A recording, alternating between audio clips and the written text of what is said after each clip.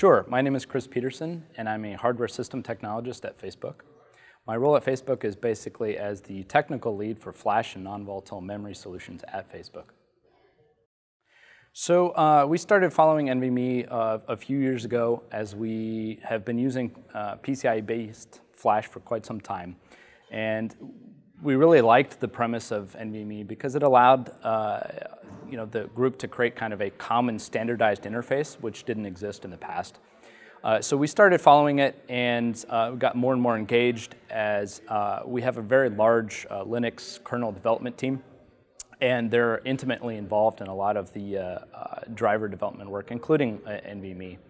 And so we got more involved because we really wanted to be more directly engaged with the standard development itself, help drive it forward in terms of solving some of the challenges that we see at the scale that we operate at, which in some cases results in very unique situations that we would like to help the industry resolve together. We actually first learned about it through some of the SSD suppliers that we work very closely with as part of our partnership in building our infrastructure. At this point, actually, we're pretty actively engaged in most of the programs. So we're actively engaged in the technical working group, in the fabrics discussion, and if the Linux driver working group starts up again, we'll be actively engaged there as well. So we're very interested, of course, these days in the I/O determinism portion of the spec that we're working on, but we're also interested in expanding the scope and functionality of the fabrics portion of things. So we'll be actively engaged pretty much all over the place. So one of the things we like about NVMe is that it has the benefits of being a standard organization. So we get all the benefits of creating a common interface that all of our suppliers can implement to, common set of standards and specifications.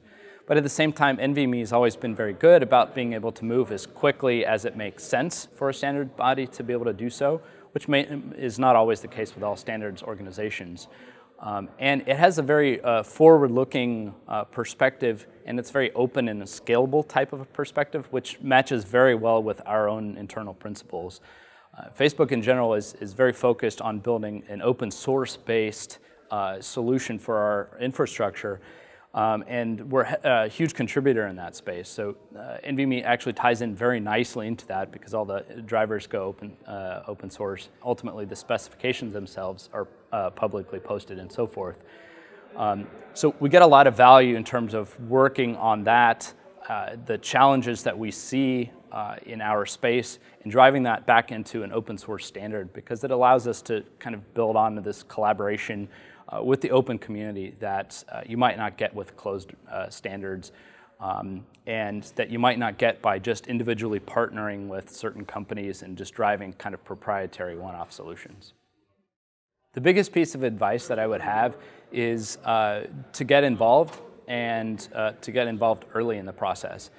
The more you listen in on the conversations, the more you track some of the email, and the more engaged you get in the discussions, the more that you're actually going to get from it.